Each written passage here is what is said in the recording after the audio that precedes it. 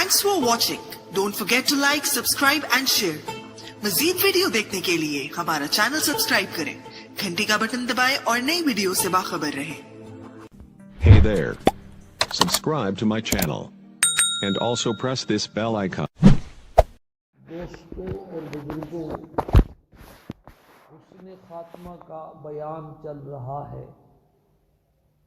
کہ یہ جو ایمان والی دولت اللہ پاک نے مفت میں بن مانگے ہمیں عطا فرمائی ہے، یہ ایسی دولت ہے کہ دنیا کا چین، سکون، اطمینان، راحت اور آرام بھی اسی دولت کے ساتھ وابستہ ہے، اور آخرت کی جو ہمیشہ ہمیشہ والی کامیابی ہے وہ بھی اسی دولت کے ساتھ۔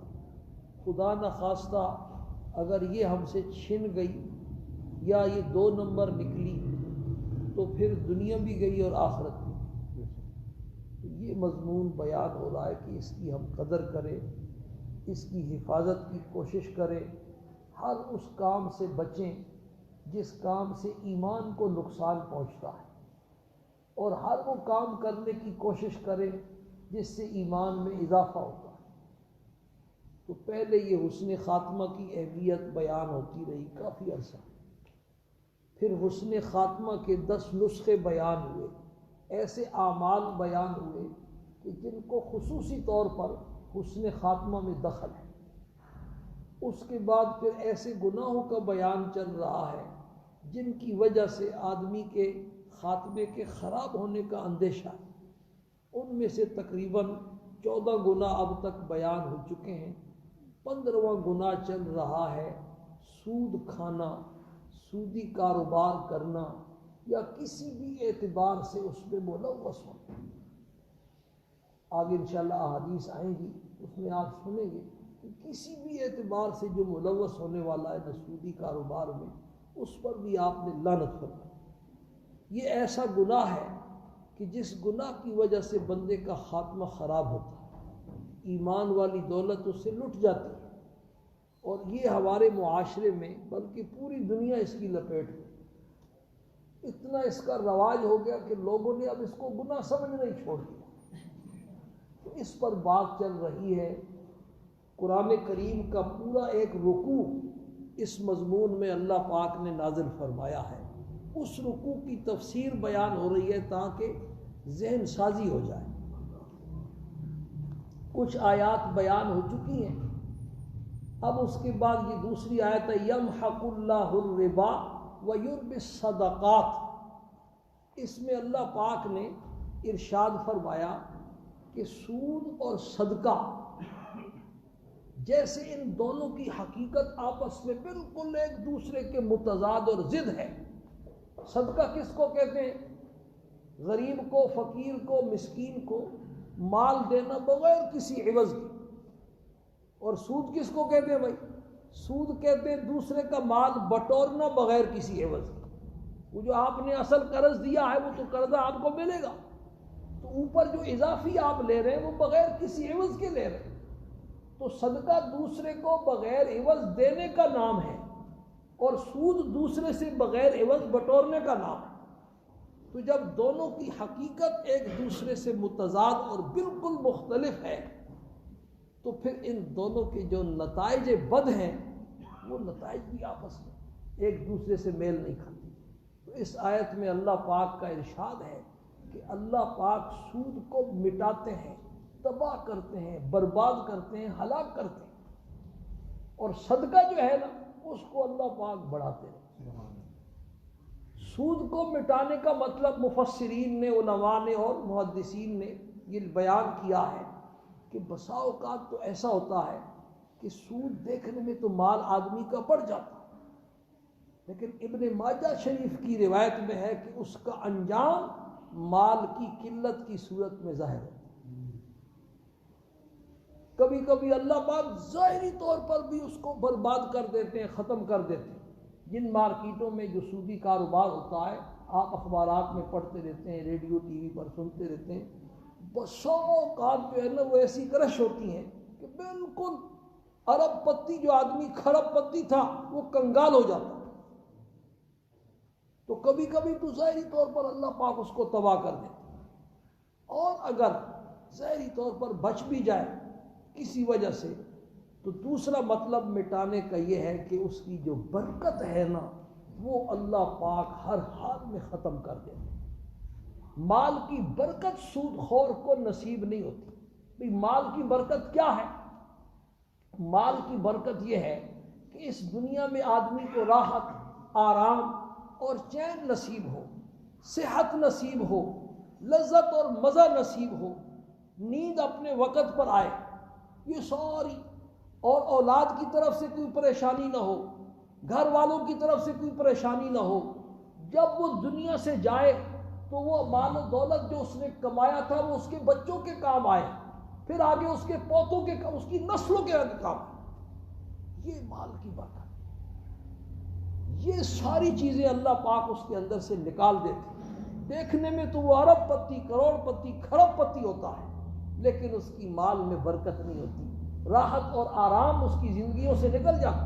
ظاہری طور پر ہم جن چیزوں کو راحت اور آرام سمجھتے ہیں نا، یہ راحت اور آرام نہیں ہے۔ یہ بنگلے، یہ کوٹھیاں، یہ کاریں، یہ فیکٹریاں، یہ کارخانے، یہ راحت اور آرام کا سامان اور اسباب ضرور ہیں، لیکن یہ خود راحت اور آرام نہیں۔ راحت اور آرام تو محض اللہ پاک کا عطیہ ہے، جس کو قرآن نے سکینہ کے الفاظ سے نقل کیا ہے کہ دل میں ایسا چین اور دل میں ایسا سکون اور ایسا اطمینان ہو کہ وہ اپنے آپ کو بادشاہ سمجھے۔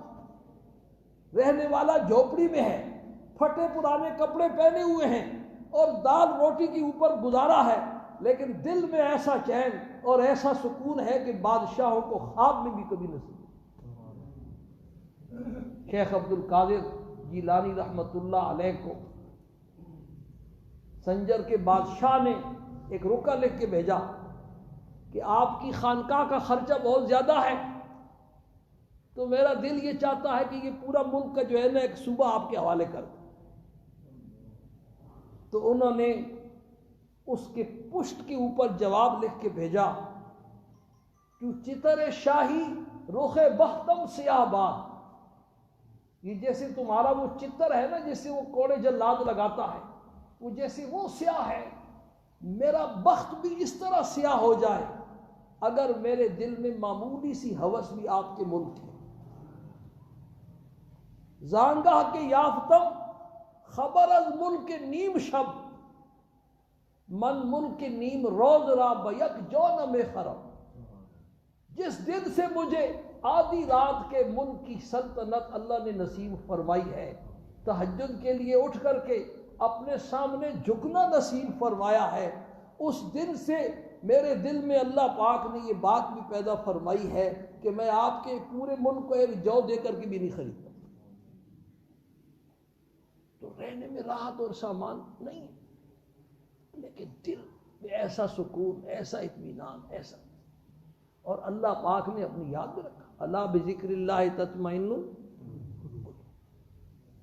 تو میرے دوستوں اور بزرگوں، یا تو سود ظاہراً مٹ جاتا ہے، اس پر کوئی آفت آ جاتی ہے، کوئی خسارہ آ جاتا ہے، اور یا پھر اس کی برکت سے آدمی محروم ہو جاتا ہے، اس کی اولاد کو وہ مال نصیب نہیں ہوتا، اس کی نسلوں کو وہ مال نصیب نہیں ہوتا، اور اس دنیا میں جب تک رہتا ہے راحت اور چین نہیں پا سکتا۔ سوال ہی پیدا ہے، امریکہ جیسا متمدن ملک، اس میں 80% لوگ ایسے ہیں کہ جن کو خواب آور گولیوں کے بغیر نیند نہیں آتی، اور ایک وقت ایسا آتا ہے کہ پھر گولیاں بھی اثر چھوڑ دیتی، تو اثر اللہ نے اپنی یاد میں رکھا۔ تو مال کی جو برکت ہے نا وہ یہ ہے کہ جتنا بھی ہو، لیکن اس مال کی بدولت بندے کو چین بھی ہو، سکون بھی ہو، اطمینان بھی ہو، راحت اور آرام بھی ہو، گھر والوں کی طرف سے، بیوی بچوں کی طرف سے کوئی پریشانی نہ ہو، عافیت۔ کئی دفعہ آپ کو جب بھی میں یہ موضوع بیان کرتا ہوں تو مجھے اپنے شیخ کا بیان کیا ایک واقعہ یاد آ جاتا ہے۔ میرے شیخ نے یہ واقعہ سنایا تھا کہ ہندوستان کا ایک نواب تھا۔ پرانے زمانے میں ہندوستان کی چھوٹی چھوٹی ریاستیں ہوتی تھیں، ان کے نواب ہوتے، نواب کیا ہوتے؟ بادشاہ ہوتے۔ اس کی کوٹھی اور بنگلہ تھا دریا کے کنارے، اور ایسا بیمار بیچارہ کہ ڈاکٹروں نے حکیموں نے اس کو کہہ دیا تھا کہ نواب صاحب آپ قیمے کی یخنی چھان کر کے صرف پی سکتے ہیں، اس کے علاوہ کوئی چیز آپ کے لیے گنجائش نہیں، ورنہ آپ کی موت واقع ہو جائے گی۔ بعض بیماریاں ایسی ہوتی ہیں کہ جن کی گردوں کے ڈائلیسس ہوتے ہیں، ان کے لیے اسی قسم کے مسائل ہیں۔ ایک دن نواب صاحب نے اپنی کوٹھی پر اپنے دوستوں یاروں کو جمع کیا، ان کی دعوت کی، اور نوابی دعوت تھی، ہر چیز پکی ہوئی ہے، پرتکلف کھانے۔ نواب صاحب کی دریا کے کنارے وہ سیدری سی تھی، وہاں دسترخوان بچھا ہوا ہے، اور سارے دوست مرغ پلاؤ بریانی قورمے اڑا رہے ہیں۔ نواب صاحب کرسی کے اوپر بیٹھ کر کے ان کو حسرت سے دیکھ رہے ہیں۔ تو انہوں نے دیکھا کہ دریا کے دوسری کنارے پر ایک لکڑہارا لکڑیاں کاٹ کر کے آیا، اور اس نے اپنا وہ سر سے گٹھا جو تھا لکڑیوں کا وہ ایک درخت کے سائے میں نیچے پھینکا، اور دریا کے پانی سے جو ہے نا ہاتھ مصاف کیے، دھویا، اور گٹھے سے جو ہے نا اس نے 2 روٹ نکالے۔ ایک ہندوستانیوں کی، جلیل صاحب پتہ ہوگا بیٹھے ہوئے جلیل صاحب، چپاتی ہوتی ہے، اور ایک پٹھانوں کے بڑے بڑے روٹ ہوتے ہیں۔ یہ پٹھانوں کا ایک روٹ 4 آدمی کھاتے ہیں بڑی مشکل۔ تو حضرت نے بیان فرمایا کہ اس نے 2 روٹ نکالے، اور ان کے اندر سے ایک پیاز نکالا، اور وہ ایک پیاز کے ساتھ وہ 2 روٹ کھا گیا، اور دریا کا ٹھنڈا پانی پیا، اور تکیہ بھی نہیں تھا، سر رکھ کے سو گیا۔ قیلولہ کیا اس نے، اور خراٹے لینے شروع کر دیے۔ تو وہ نواب صاحب پہلے تو وہ دوستوں کے کھانے سے ان کے دل میں ایک اداسی سی تھی کہ میں کھا نہیں سکتا۔ جب انہوں نے یہ منظر دیکھا تو اپنے سارے دوستوں کو جمع کر کے وہ دکھایا، وہ دیکھو لکڑہارا سو رہا ہے، میں اس پر راضی ہوں کہ میری ساری دولت اس لکڑہارے کو مل جائے، اور اس کی جو صحت ہے اور نیند ہے نا یہ مجھے نصیب ہے۔ یہ اللہ کے فضل۔ تو میں عرض یہ کر رہا تھا کہ یا تو سود کو اللہ پاک حقیقی معنوں میں مٹا دیتے۔ ابن ماجہ شریف کی حدیث کا مضمون ہے کہ دیکھنے میں تو یہ بڑھتا ہے، لیکن اس کا انجام قلت ہوتی ہے، مال کا ختم ہونا ہوتا ہے، اور اگر بچ بھی جائے تو دوسرا معنی مٹانے کا ہے کہ اس کی برکت اللہ پاک چھین لیتے۔ مال سے جو مقصود ہے نا بندے کا ساری دنیا کمانے کا، یہ سونا چاندی، دراہم اور دینار، اور یہ نوٹوں کی گٹیاں، ڈالر اور ریال، یہ آدمی کھا تو نہیں سکتا نا، کھائے تو کسی اور چیز کو جاتا ہے۔ یہ نہ کھا سکتا ہے، نہ بستر بچھا کر کے ان پر سو سکتا ہے، نہ ان کی وجہ سے بندے کو نیند آتی ہے، نہ اس کی وجہ سے بندے کو جو ہے نا اسپتال میں جا کر کے صحت ملتی ہے کہ آدمی یہ کھائے اور بندہ جوان ہو جائے، ایسا ممکن؟ ان کو خرچ کر کے آگے بڑھتا ہے، کھاتا پیتا بھی تب ہے، دوائیاں بھی تب لیتا، وہ جو اگلی چیز ہے نا وہ اللہ پاک چھین لے۔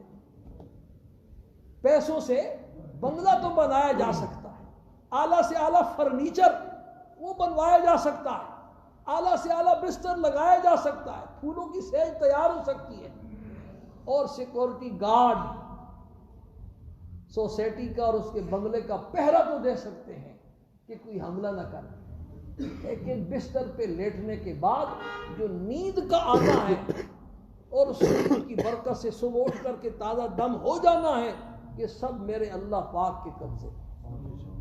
اور بندہ یہ چاہے کہ اللہ پاک کا نافرمان بن کر کے مجھے یہ چیز حاصل ہو جائے، یہ ممکن نہیں۔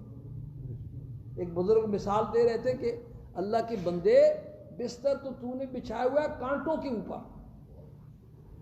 گناہ کر کے اللہ پاک کی نافرمانیاں کر کے بستر تو بچھایا ہوا ہے کانٹوں کے اوپر، اور پھر تم کتنے بھولے ہو کہ یہ سمجھتے ہو یہ کانٹے مجھے چبھے بھی نہیں،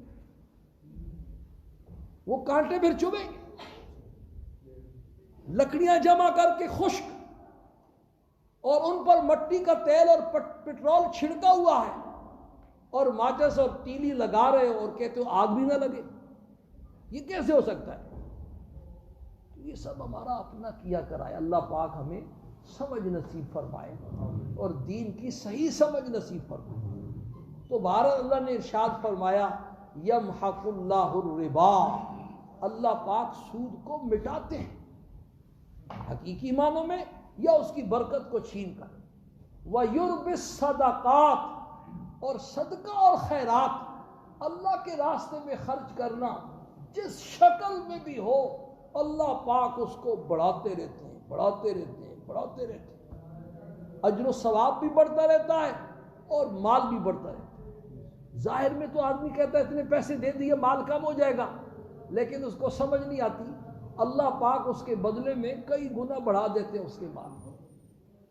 اگر ظاہری طور پر مال خدا نہ خواستہ نہیں بھی بڑا، اسباب ایسے نہیں ہیں، حالات ایسے نہیں ہیں، تو اس مال کی برکت بڑھ جائے گی، اس مال کی برکت بڑھ جائے گی۔ جتنا امیروں کے کام کروڑوں میں ہو رہا ہے اس کا کام لاکھوں میں ہوگا، جس طرح ان کا کام لاکھوں میں ہو رہا ہے اس کا ہزاروں میں ہوگا، جو ان کا کام ہزاروں میں ہو رہا ہے وہ اس کا 100 میں ہوگا، سینکڑوں میں ہوگا، تو اس کی مال کی برکت بڑھ جائے گی۔ وہ ان کو ایسی ایسی بیماریاں، ایسی ایسی پریشانیاں، ایسی ایسی مصیبتیں کہ ان کا علاج لندن سے پہلے ہے ہی نہیں، انگلینڈ جانے کے بغیر ان کا علاج ہی نہیں ہے، اور اس کا اپنے محلے کا جو ڈاکٹر ہے 5-10 روپے جس کی فیس ہے اس کو جا کے ہاتھ دکھلائے گا، یہ بھی ٹھیک، اس کی بیگم بھی ٹھیک، بچے بھی ٹھیک۔ تو ہمارے ملک صاحب یہاں بیٹھے ہوئے، ان کا ایک ڈاکٹر تھا 20 روپے کی پرچی والا، ہم بھی اس کے پاس جاتے تھے، ایسی ڈاکٹر تھا 20 روپے کی پرچی والا مشہور ہو گیا تھا، پوری دنیا ٹوٹ پڑتی تھی، دوائیاں سب ایک جیسی ہوتی۔ تو صدقہ خیرات کرنے والے کا مال اس طرح بڑھ جاتا ہے، یا تو حقیقی معنوں میں بڑھ جاتا ہے، اللہ پاک دیتے ہیں، اور یا اس کی برکت اللہ پاک بڑھا دیتے، اس کے کام بنا دیتے۔ ان کے بچوں کی شادیوں پر کروڑوں خرچ ہوں گے، اور اس کے بچوں کی شادی پر جو ہے نا 100 روپے بھی خرچ نہیں ہوگے، 1000 روپے بھی خرچ نہیں ہوگے، شادیاں ہو جائیں گی اور بچے اپنے اپنے گھر، وہ کروڑوں خرچ کر کے بھی ان کے بچے گھروں میں آباد نہیں، سکون نہیں، جس کام کے لیے شادی کی تھی وہ مقصد حاصل نہیں ہو رہا، اور اس نے سینکڑوں خرچ کیے اور اس کو شادی کا وہ مقصد حاصل ہو رہا، اس کے بچے اپنے اپنے گھروں میں آباد ہیں، سکون کے ساتھ زندگی گزار۔ تو فرمایا وَيُرْبِ الصَّدَقَاتِ، اللہ پاک صدقے اور خیرات کو بڑھا دیتا ہے، دنیا میں اس طرح بڑھاتا ہے، اور آخرت میں جو اس کا اجر و ثواب ہے وہ اللہ پاک کا ارشاد ہے، اسی رکوع سے پہلے والا جو رکوع ہے سورہ آل عمران کا، اس میں اللہ پاک نے خرچ کرنے کے فضائل بیان فرمائے، 1 سے لے کر 700 گنا تک تو ہر حال میں ملے گا جتنا اخلاص ہو، اور فرمایا واللہ یضاعف لمن یشاء، اخلاص کی بنیاد پر اس کو اللہ پاک جس کے لیے چاہیں گے اور بڑھائیں، اور اخلاص چونکہ دل کی صفت ہے وہ سب کی ایک جیسی ہوتی نہیں، اور اللہ پاک واللہ علیم بذات الصدور، صحابہ کرام کو جو اخلاص کا مقام حاصل تھا آپ صلی اللہ علیہ وسلم کی صحبت کی برکت سے، وہ بعد والوں کو نصیب نہیں ہو سکتا۔ حدیث شریف میں آتا ہے کہ میرا ایک صحابی ایک مد جو، مد چھوٹا سا پیمانہ عربی کا، ایک مد جو اللہ کے راستے میں خیرات کرے، بعد میں آنے والے قیامت تک جو مسلمان آئیں گے وہ اگر احد پہاڑ کے برابر سونا بھی خرچ کر دینا تو میرے صحابی کے اس ثواب کو نہیں پہنچ سکتا۔ اب دیکھو مد کہاں اور احد پہاڑ کہاں، اور جو کہاں اور سونا کہاں۔ صحابی نے مد جو اللہ کے راستے میں خیرات کیا، اور بعد میں آنے والے مسلمانوں نے احد پہاڑ سونا بھی اگر خرچ کیا تو پھر بھی اس ثواب کو نہیں پہنچ سکتا۔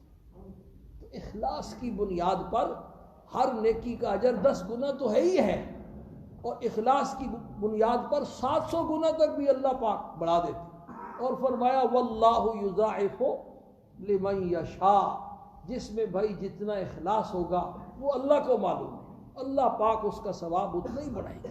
اس آیت کی تفسیر میں ایک حدیث میں آپ صلی اللہ علیہ وسلم کا ارشاد ہے کہ ایک مسلمان بندہ اخلاص کے ساتھ کھجور کا ایک دانہ اللہ کے راستے میں صدقہ کرتا ہے، ایک ہی دانہ اس بیچارے غریب کے پاس تھا، اللہ کے راستے میں اس نے صدقہ کیا، خیرات کیا، تو فرمایا رحمان اپنے دائیں ہاتھ میں اس کو یوں لے لیتے ہیں اور پالتے ہیں جیسے تم اپنے بچھڑے کی پرورش کرتے ہو۔ ذمہ دار اور کاشتکار لوگ بچھڑوں کو بڑی محبت سے پالتے ہیں، بڑے پیار سے پالتے ہیں۔ تو فرمایا رحمان کے الفاظ حدیث، رحمان اپنے دائیں ہاتھ میں اس کھجور کے دانے کو یوں لے لیتا ہے اور پھر اس کو پالتا رہتا ہے، پالتا رہتا ہے، پالتا رہتا ہے جیسے تم اپنے بچھڑے کو پالتے ہو۔ قیامت والے دن جب یہ بندہ آئے گا کھجور کا ایک دانہ صدقہ کرنے والا، تو اس کے کھجور کے ایک دانے کا جو ثواب ہے نا وہ احد پہاڑ کے برابر ہو چکا۔ سبحان اللہ۔ تو اب کھجور کا ایک دانہ احد پہاڑ کے اوپر اس کو رکھ کے تقسیم کرو، کہاں تک بات پہنچتی۔ واللہ یضاعف لمن یشاء۔ حضور صلی اللہ علیہ وسلم اس پر بھی خوش نہیں ہوئے۔ جب اللہ نے یہ فرمایا تو پھر بھی اور دعا، اے اللہ میری امت کو اور زیادہ عطا فرما، اے اللہ میری امت کو اور زیادہ عطا فرما۔ تو پھر آیت اتری انما یوفی الصابرون اجرہم بغیر حساب، کہ میں بے حساب دوں گا۔ صابرون کا یہ معنی نہیں جو مصیبت پر صبر کرنے والے، صابرون کا لفظ عام ہے۔ جب بھی دل کو کچھ صدمہ پہنچا، جب اپنی جیب سے اپنی حلال کی کمائی سے نکال کے بندہ دیتا ہے نا تو دل کو صدمہ پہنچتا ہے، دل کو چوٹ لگتی ہے۔ تو اس پر بھی اس نے صبر کیا، برداشت کیا کہ میرے اللہ کا حکم ہے۔ تو فرمایا انما یوفی الصابرون اجرہم بغیر حساب، میرے محبوب آپ پریشان نہ ہوں، ہم آپ کی امت کو بغیر حساب کے دیں، اتنا دیں گے کہ آپ راضی ہیں۔ تو فرمایا یمحق اللہ الربا، اللہ پاک سود کو مٹاتے ہیں، حقیقتاً یا سود کی برکت کو مٹاتے ہیں۔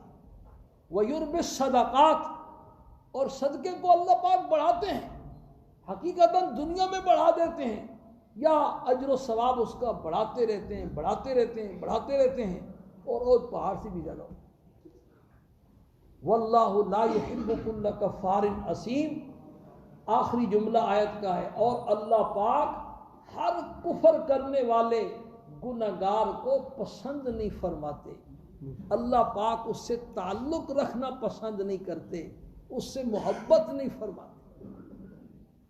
کفر سے مراد وہ آدمی ہے یہاں اس آیت میں کہ جو سود کو حلال سمجھتا ہے۔ پچھلے جمعے میں گزر چکا ہے کہ کافر کہتے تھے کہ اللہ انما البیع مثل الربا، یہ خرید و فروخت اور تجارت جو ہے نا یہ تو سود ہی کی طرح ہے، تو وہ سود کو حلال سمجھتے تھے۔ اللہ نے فرمایا وَأَحَلَّ اللَّهُ الْبَيْعَ وَحَرَّمَ الرِّبَا، سود اور بے یہ دونوں ایک جیسے کیسے ہو سکتے ہیں؟ اللہ نے تو سود کو حرام کیا ہے، بے اور خرید و فروخت کو اللہ نے حلال کیا ہے۔ حلال اور حرام یہ دونوں برابر ہو سکتے ہیں؟ اس طرح کے جو لوگ سود کو حلال سمجھتے ہیں وہ تو کافر ہیں۔ کئی دفعہ یہ مسئلہ بیان ہوا کہ حرام کو حلال سمجھنے والا بھی کافر ہے اور حلال کو حرام سمجھنے والا بھی کافر ہے۔ ایک چیز کو اللہ نے حرام قرار دیا وہ کہتا ہے حلال، ایک چیز کو اللہ نے حلال قرار دیا یہ کہتا ہے حرام، دونوں کافر۔ تو سود کو حلال سمجھنے والے کافر ہیں، اور جو سمجھتے تو حرام ہیں لیکن بیچارے پھنسے ہوئے ہیں، کسی وجہ سے چھوڑ نہیں سکتے، وہ بھی گنہگار ہے، فاسق اور فاجر ہے۔ اور دونوں کے بارے میں اللہ پاک کا ارشاد ہے وَاللَّهُ لَا يُحِبُّ كُلَّ كَفَّارٍ أَثِيمٍ، اللہ پاک ایسے لوگوں کو پسند نہیں فرماتا اور اللہ پاک ان سے تعلق نہیں رکھنا چاہتے۔ تو جب اللہ پاک ان سے اعراض فرما رہے ہیں، اللہ سے ان کا تعلق نہیں ہے، تو ظاہر بات ہے دین اور دنیا کی جتنے بھی کامیاب کام ہے نا بھائی، ان سب کی کامیابی کا دار و مدار کس پر ہے؟ اللہ پاک سے۔ ساری کامیابیوں کی کنجی جو ہے وہ ساری کس کے پاس ہے؟ اللہ پاک کے۔ جس بندے نے اللہ سے اپنے تعلقات بگاڑے ہوئے وہ کہے کہ مجھے کامیابی نصیب ہو جائے گی، میرے معاملات درست ہو جائیں گے، اللہ سے بگاڑ کر کے کوئی آدمی کامیابی حاصل نہیں کر سکتا۔ دین اور دنیا کا کوئی بھی کام ہو، جب تک اللہ پاک سے معاملہ درست نہیں، اللہ پاک سے تعلق درست نہیں، تو بندہ اس کام میں کامیاب ہو ہی نہیں سکتا۔ بھئی اللہ پاک سے اپنے تعلقات درست کرو۔ انسانوں کو راضی کرنا بڑا مشکل ہے۔ ماں باپ ناراض ہو جائیں، سب کو تجربہ ہے، کیونکہ انسان کا دل چھوٹا ہے، تو ان کو راضی کرتے ہیں بچے بڑی مشکلوں سے راضی ہوتے ہیں۔ کئی ایسے بھی ہیں جو عاق کر دیتے ہیں بچوں، تو وہ انسانوں کو راضی کرنا بڑا مشکل ہے، افسر صاحب کو راضی کرنا بڑا مشکل ہے، لیکن اللہ پاک کو راضی کرنا ساری دنیا سے زیادہ آسان۔ ایک مرتبہ سچے دل سے کہہ دو اے اللہ مجھ سے غلطی ہوئی، تو مجھے معاف فرما دے، آئندہ نہیں کروں، بس یہ کہنے کی دیر ہے، یہ کہنے کی دیر ہے، بس معاملہ درست، تعلقات پھر بحال ہو گئے۔ پھر جو ہے نا کوئی گڑبڑ ہو گئی، پھر معاملات خراب کر بیٹھا، پھر اللہ پاک سے معافی مانگ لے، اے اللہ مجھ سے غلطی ہوئی، آئندہ نہیں کروں گا، پھر اللہ پاک معاف، پھر تعلقات بحال ہو گئے۔ پھر تعلقات خراب کر بیٹھا گناہ کر کے، پھر حدیث شریف میں آتا ہے ما اسر من استغفر وان عاد فی اليوم 70 مرۃ، جس آدمی نے توبہ کر لی وہ گناہوں کے اوپر اصرار کرنے والا شمار نہیں ہوگا، اگرچہ ایک دن میں 70 دفعہ اس کی توبہ کیوں نہ ٹوٹے۔ اور 70 کا لفظ کلام عربی میں کثرت کو بیان کرنے کے لیے ہوتا ہے، حقیقی معنی مراد نہیں ہوتا۔ 70 نہیں 70,000 مرتبہ بھی ٹوٹے، لیکن شرط یہ ہے کہ جب گناہ کر بیٹھے فوراً اللہ پاک سے آ کر کے سچے دل سے معافی مانگے، اے اللہ میں آئندہ نہیں کروں گا۔ ایسا نہ ہو کہ دل میں خیال ہو کر پھر کروں گا، ویسے زبان سے کہہ رہا آئندہ نہیں کروں گا، اس وقت پکی توبہ ہو۔ تو فرمایا کہ اس توبہ کی قبول ہونے میں اگر قسم اٹھائی جائے تو بندہ حانث، کوئی شک شبہ نہیں، اس سے بڑا کوئی گناہگار نہیں جو توبہ کرنے کے بعد بھی سمجھتا ہے کہ میری توبہ قبول نہیں۔ اللہ نے خود فرمایا وَمَن يَغْفِرُ الذُّنُوبَ إِلَّا اللَّهُ، گناہوں کو کون معاف کر سکتا ہے اللہ کے سوا، یہ اللہ کی خاص ہے۔